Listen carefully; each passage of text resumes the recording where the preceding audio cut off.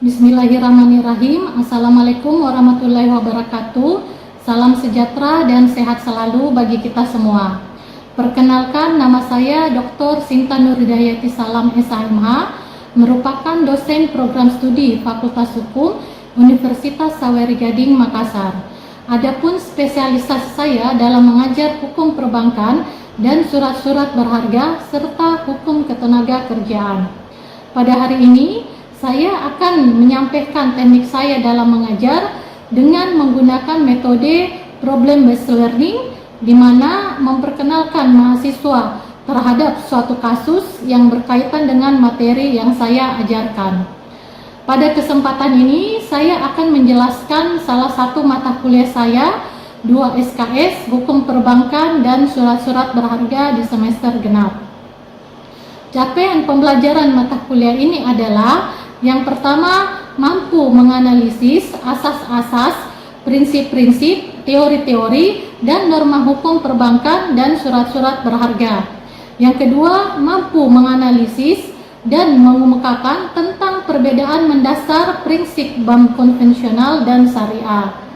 Yang ketiga, mampu memecahkan masalah-masalah hukum di bidang hukum perbankan dan surat-surat berharga. Adapun deskripsi singkat mata kuliah ini adalah: yang pertama, memahami bagaimana hukum di Indonesia mengatur masalah perbankan dan surat-surat berharga. Yang kedua, mata kuliah ini membahas tentang asas-asas, prinsip-prinsip, serta teori dan norma hukum perbankan. Yang ketiga, menjelaskan tentang perbedaan mendasar prinsip bank konvensional dan syariah. Kemampuan yang diharapkan setelah mahasiswa mengikuti mata kuliah ini adalah: mahasiswa mampu memahami, menjelaskan pokok-pokok hukum perbankan. Mahasiswa mampu menjelaskan, menguraikan konsep dan prinsip dasar bank konvensional dan bank syariah. Yang ketiga, mahasiswa mampu menguraikan, membedakan fungsi dan kedudukan kelembagaan dalam hukum perbankan nasional. Yang keempat, mahasiswa mampu membedakan penyebab dan indikasi terjadinya tindak pidana perbankan. Yang kelima, mahasiswa mampu menjelaskan, menganalisis, dan membuat pilihan untuk alternatif penyelesaian sengketa perbankan. Yang keenam, mahasiswa mampu memahami, menguraikan aspek hukum surat berharga. Yang ketujuh, mahasiswa mampu menguraikan, membedakan pengertian dan jenis-jenis surat berharga. Materi pembelajaran hukum perbankan dan surat-surat berharga terdiri dari pengertian, dasar hukum, asas, fungsi, tujuan, lembaga regulasi, pembinaan, dan pengawasan bank. Kedua, pengertian konsep dasar bank konvensional dan bank syariah. Yang ketiga, kegiatan bank konvensional dan kredit bank, akad dan produk bank syariah. Yang keempat, tindak pidana perbankan. Yang kelima, penyelesaian sengketa perbankan. Yang keenam, pengertian hukum surat berharga. Yang ketujuh, aspek hukum surat berharga. Yang kedelapan, jenis-jenis surat berharga. Yang kesembilan, instrumen pasar uang. Dan yang terakhir, pengertian reksadana. Sistem pelajaran yang saya gunakan dalam satu semester ini, di mana diawali dengan pertemuan, saya akan melakukan perkenalan diri dengan mahasiswa untuk membangun kekerabatan dosen dan mahasiswa. Yang kedua, di sini saya akan membuka diri untuk berkomunikasi dan berdiskusi apapun yang terkait dengan perkuliahan tersebut. Dalam berdiskusi, saya lebih menekankan memberikan motivasi dan mengingatkan kepada mahasiswa untuk fokus belajar dan lebih serius lagi dalam menjalankan perkuliahan, serta mengingatkan untuk rajin mengikuti perkuliahan dan menyelesaikan tugas pada waktunya. Selanjutnya, saya akan membahas kontrak dengan mahasiswa dengan membuat kesepakatan bersama dalam proses pembelajaran satu semester. serta menyampaikan buku referensi yang digunakan agar mereka mendapatkan gambaran dan perkuliahan satu semester ke depannya. Buku yang saya gunakan adalah, salah satunya adalah buku saya sendiri, Hukum Ekonomi dalam Penyelesaian Kredit, penerbit Depublis 2024. Kedua, karangan Dr. Kasmir, Dasar-Dasar Perbankan, Raja Wali Pers 2013, Hukum Perbankan dan Lembaga Pembiayaan Non-Bank edisi kedua, penulis Profesor Dr. Haji Zainal Asikin, SHSU, Raja Grafindo, Persada 2020. Pertemuan pertama, pokok-pokok hukum perbankan, pengertian dasar hukum, asas, fungsi, tujuan, lembaga, regulasi, pembinaan dan pengawasan bank. Sub capaian mata kuliah pertama adalah pembukaan mata kuliah mahasiswa menyepakati kontrak perkuliahan dan mahasiswa mampu menjelaskan pokok-pokok hukum perbankan. Pertemuan kedua, pengertian konsep dasar bank konvensional dan bank syariah. Sub mata kuliah kedua, mahasiswa mampu membedakan konsep dan prinsip dasar bank konvensional dan syariah. Pertemuan tiga, kegiatan bank konvensional dan kredit bank, akad dan produk bank syariah. Sub capaian mata kuliah ketiga, mahasiswa mampu membedakan kegiatan di bank konvensional dan bank syariah. Pertemuan keempat, kelembagaan dalam hukum perbankan nasional, Bank Indonesia, OJK, DPS, dan lembaga penjamin simpanan. Sub mata kuliah keempat, mahasiswa mampu membedakan fungsi dan kedudukan kelembagaan dalam hukum perbankan nasional. Pertemuan 5, tindak pidana perbankan. Sub mata kuliah perbankan, mahasiswa mampu menganalisis penyebab dan indikasi terjadinya tindak pidana perbankan. Pertemuan 6, penyelesaian sengketa perbankan. Sub mata kuliah, mahasiswa mampu menganalisis dan membuat pilihan untuk alternatif penyelesaian sengketa perbankan. Pertemuan 7, sistem perdagangan tanpa warkat. Sub mata kuliah, mahasiswa mampu menguraikan sistem perdagangan tanpa warkat. Pertemuan ke-8, ujian mid semester. Pertemuan 9 dan 10, jenis-jenis surat berharga. Sub capaian mata kuliah, mahasiswa mampu menjelaskan pengertian dan jenis-jenis surat berharga. Pertemuan ke-11, surat berharga syariah negara. Jenis akad yang digunakan dalam SBSN, mekanisme penerbitan SBSN dan instrumennya. Sub capaian pembelajaran, mahasiswa mampu menjelaskan tentang surat berharga syariah negara atau SBSN. Pertemuan 12 dan 13, obligasi syariah, surat berharga pasar uang, instrumen pasar uang. Sub capaian pembelajaran, mahasiswa mampu mendeskripsikan dan menjelaskan obligasi syariah. Mahasiswa mampu mendeskripsikan dan menjelaskan surat berharga pasar uang. Pertemuan 14 dan 15, Bapepam, OJK, pengertian reksadana, perusahaan reksadana dan unsur-unsur dalam reksadana. Sub capaian pembelajaran adalah mahasiswa mampu menjelaskan, mendeskripsikan tugas dan kewenangan Bapepam, OJK. Mahasiswa mampu mendeskripsikan dan menjelaskan tentang reksadana. Selanjutnya di pertemuan 16 saya akan melakukan ujian akhir atau ujian final. Itulah gambaran pembelajaran atau perkuliahan hukum perbankan dan surat-surat berharga selama saya ampuh satu semester. Adapun rujukan pembelajaran yang saya sampaikan ke mahasiswa adalah media online serta contoh-contoh kasus untuk dijadikan bahan diskusi sesuai dengan mata pembelajaran. Di akhir pertemuan saya akan mereview serta saluran komunikasi yang saya gunakan, WhatsApp, Classroom, Zoom Meeting, dan Google Meet. Hal ini juga untuk berinteraksi langsung materi-materi pembelajaran serta keaktifan mahasiswa dalam menyikapi topik pembelajaran. Adapun pelaksanaan asesmen dalam pembelajaran ini, saya melakukan evaluasi penilaian selama perkuliahan berlangsung, terdiri dari kehadiran 15%, keaktifan 15%, tugas perkuliahan 20%, penilaian tengah semester 20%, dan penilaian akhir semester 30%. Dan berikut adalah video pembelajaran saya. Selamat menyaksikan. Terima kasih. Assalamualaikum warahmatullahi wabarakatuh. Salam sejahtera untuk kita semua. Ya. Perkenalkan, nama saya Dr. Sinta Nuridayati Salam, SHMH. Saat ini saya sebagai pengajar di Fakultas Hukum Universitas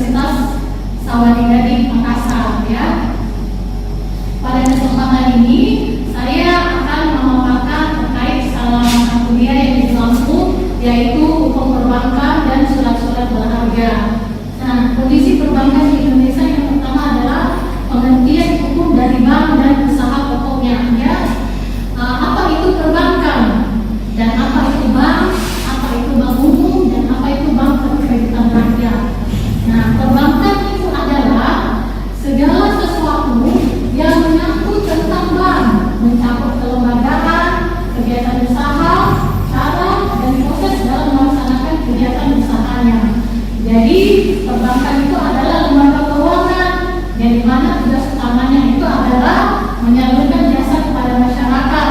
Seperti apa? Seperti melakukan pembayaran, seperti melakukan peredaran uang dan menyalurkan kredit ke masyarakat. Seperti itu. Selanjutnya adalah bank. Apa itu bank? Bank itu adalah badan usaha yang menghimpun dana dari masyarakat dalam bentuk simpanan dan menyalurkan ke masyarakat dalam bentuk kredit dan atau bentuk lainnya untuk meningkatkan taraf hidup rakyat banyak. Nah, bank di sini adalah dia bersifat badan usaha yang menghimpun dana dari masyarakat dalam bentuk simpanan. Kalau punya tabungan itulah bank adalah badan usaha yang menghimpun dana dalam bentuk simpanan dan menyalurkan ke masyarakat dalam bentuk kredit. Ya, kredit itu yang seperti apa? Kredit itu yang seperti apa? Biasanya teman-teman dengar itu kredit usaha mikro atau kredit kredit usaha rakyat, ya. Jadi simpanan kita di bank itu digunakan untuk disalurkan kembali ke masyarakat dalam bentuk kredit seperti itu, ya. Ada bank umum itu adalah bank yang melaksanakan kegiatan usaha secara konvensional dan atau berdasarkan prinsip syariah yang dalam kegiatannya memberikan jasa dalam LLP, ya. Jadi bank yang melaksanakan kegiatan usaha secara konvensional. Bank umum itu seperti apa? Ada yang pernah dengar? Ada yang tahu bank umum itu seperti apa? Bank konvensional. Bank mandiri, ya, seperti itu bank konvensional. Nah, apa itu LLP? Ada yang pernah dengar kata LLP? LLP itu adalah lintas pembayaran, ya. Jadi LLP itu adalah memberikan jasa dalam LLP lalu lintas pembayaran. Jadi LLP itu adalah pemindahan dana yang terjadi dalam suatu wilayah atau suatu negara yang dilakukan antar negara atau antar negara atau yang terjadi di dalam negara tersebut, ya. Jadi pelakunya adalah pemberi dana dan penerima dana, ya. Itu adalah disebut dengan lalu lintas pembayaran seperti itu, ya. Selanjutnya adalah bank perkreditan rakyat. Apa itu bank perkreditan rakyat?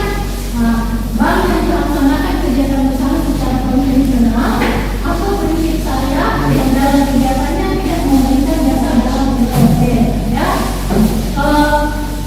Bank perkreditan rakyat itu mungkin teman-teman sering mendengar BPR, ya.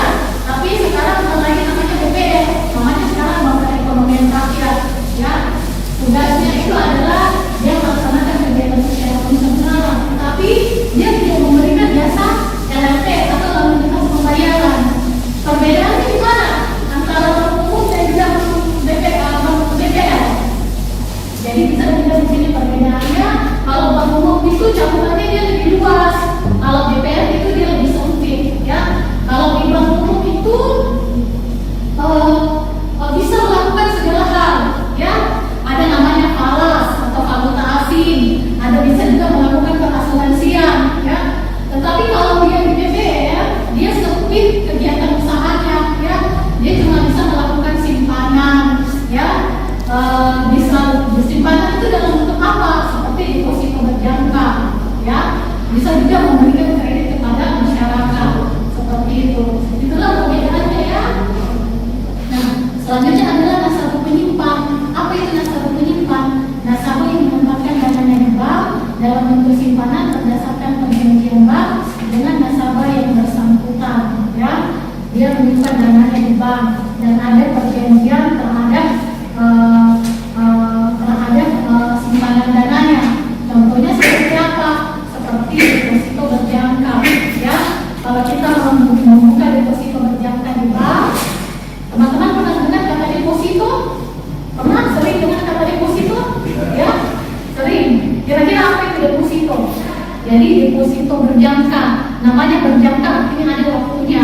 Biasanya waktunya 3 bulan, 6 bulan, atau 12 bulan, ya. Itu namanya deposito berjangka.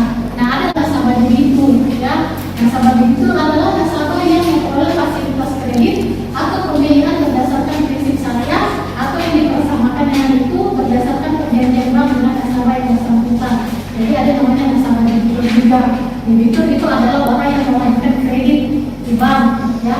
Beda sama nasabah tabungan, beda nasabah tabungan, beda nasabah debitur, ya. Kalau nasabah saja kita punya tabungan seperti itu, tapi kalau debitur itu tidak. debitur itu dia punya pinjaman di bank. Jadi dia dikatakan debitur. Ya.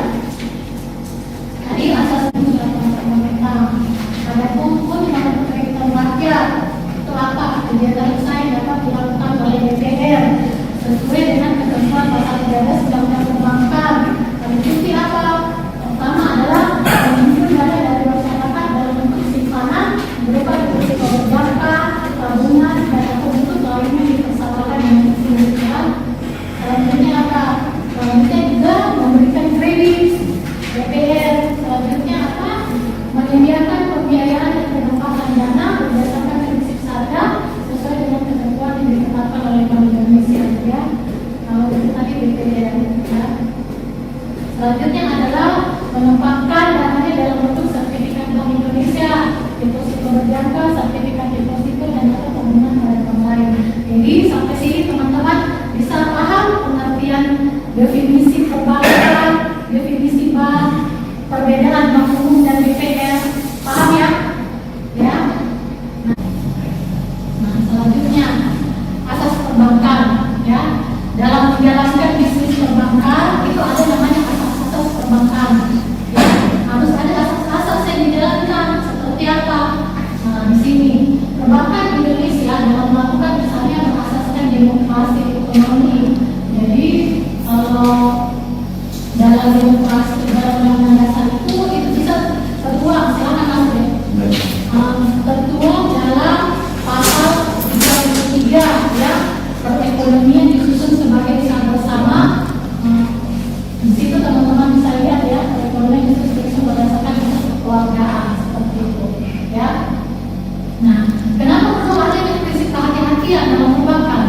Kira-kira kenapa? Kenapa prinsip kehati-hatian itu sangat penting dalam dunia perbankan?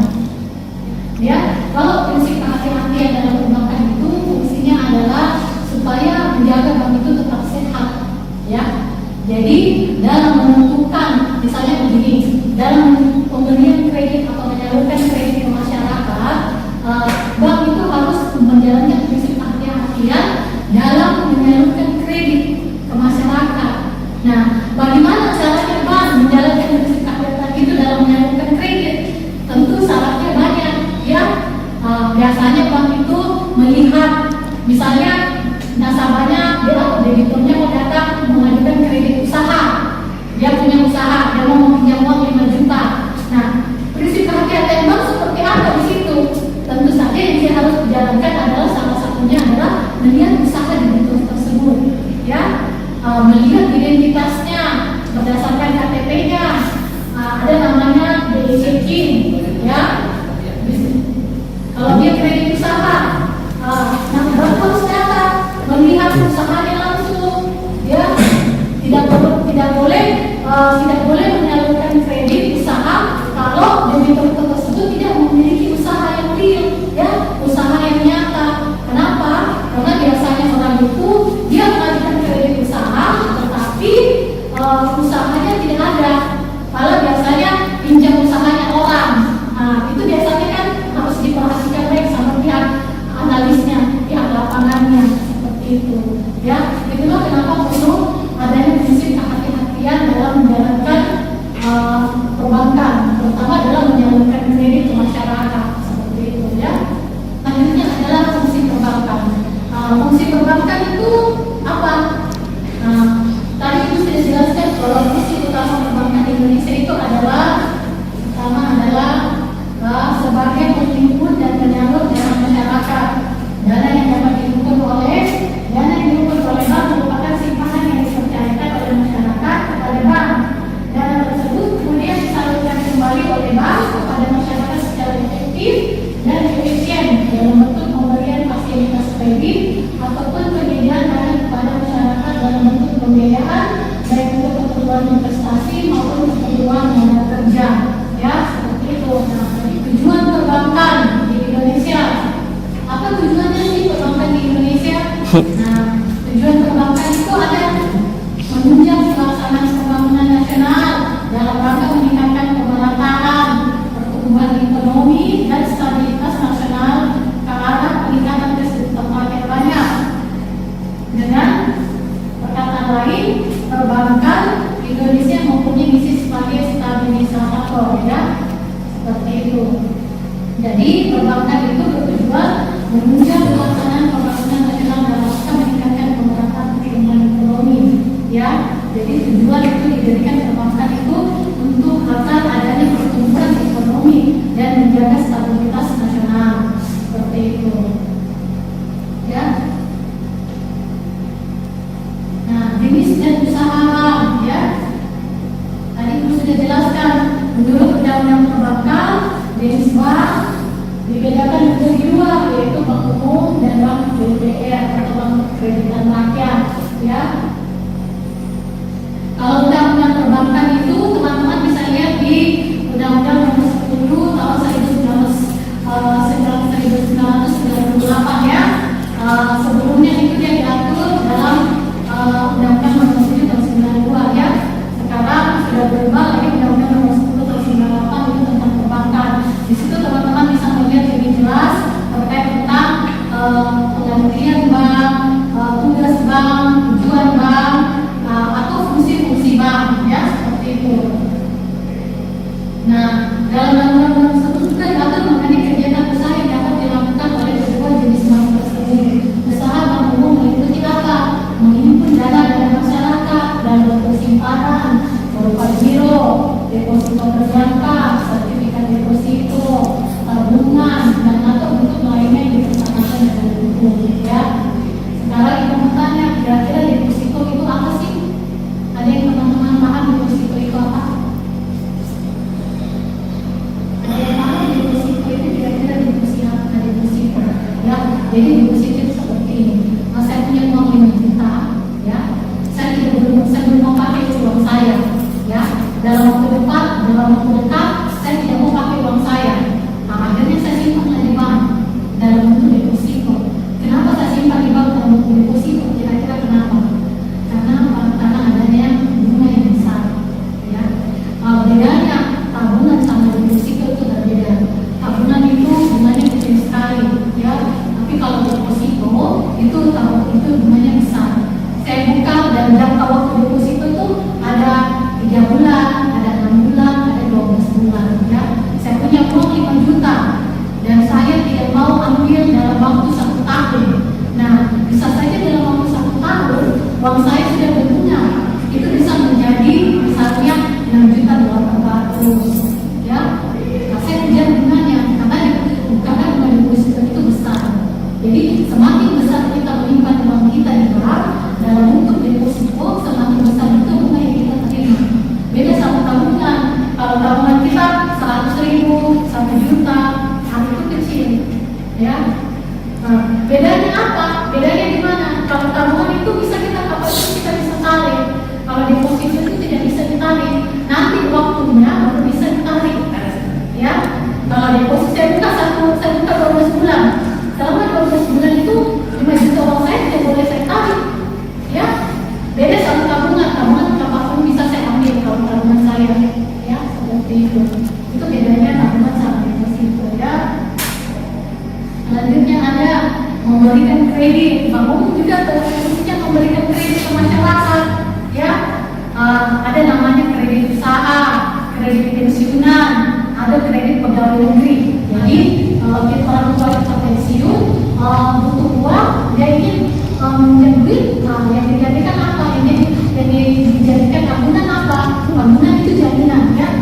Nah, yang jadi jaminan itu adalah SK pensiunnya orang tua kita. Ada pun kreditan rakyat itu apa? Kegiatan usaha yang dapat dilakukan oleh DPR sesuai dengan ketentuan pasal 13 Undang-Undang Perbankan. Meliputi apa? Pertama adalah menghimpun dana dari masyarakat dalam bentuk simpanan berupa deposito berjangka, tabungan, dan atau bentuk lainnya yang dipersamakan dengan keseluruhan. Selanjutnya apa? Selanjutnya juga memberikan kredit DPR. Selanjutnya apa? Menyediakan pembiayaan dan penumpang dana berdasarkan prinsip sadar sesuai dengan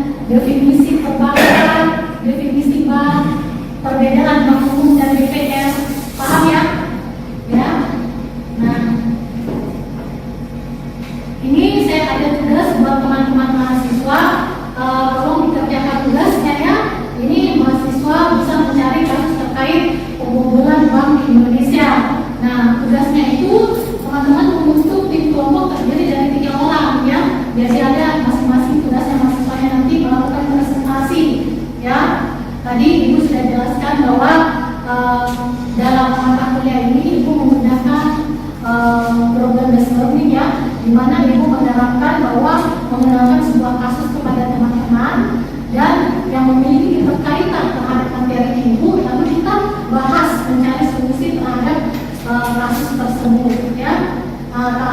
Tugas ini bisa dalam bentuk makalah ya, bisa dikerjakan masing-masing topik itu 3 orang. Jadi tugasnya ini bisa kita diskusikan di pertemuan selanjutnya ya. Sampai sini teman-teman ada yang mau bertanya kira-kira terkait dengan perbankan, bank umum, bank BPR. Tadi Ibu sudah jelaskan apa tadi, pengertian perbankan, pengertian bank, pengertian bank umum, pengertian BPR, perbedaan bank umum dan BPR di mana ya, yang dimaksud dengan nasabah itu apa, yang dimaksud dengan debitur itu apa, itu beda ya. Jadi teman-teman bisa paham ya, seperti itu. Mungkin ada yang bertanya terkait perbankan, ada lagi mungkin orang tuanya, mungkin di sini ada punya pengalaman orang tuanya punya pinjaman di bank, atau terjadi ada misalnya terjadi kredit macet, apa yang dilakukan jika terjadi kredit macet? Ada mungkin teman-teman yang bertanya terkait perbankan. Oke, sampai sini dulu ya pertemuan kita hari ini. Mungkin nanti selanjutnya bisa kita bahas terkait kasus ya. Silakan teman-teman mengerjakan tugasnya. Tolong cari teman kelompoknya ya. Kalau bisa kita bertemu, mungkin mudah-mudahan dalam keadaan sehat, kita bisa bertemu lagi di pertemuan selanjutnya di minggu depan. Sekian dari saya. Wassalamualaikum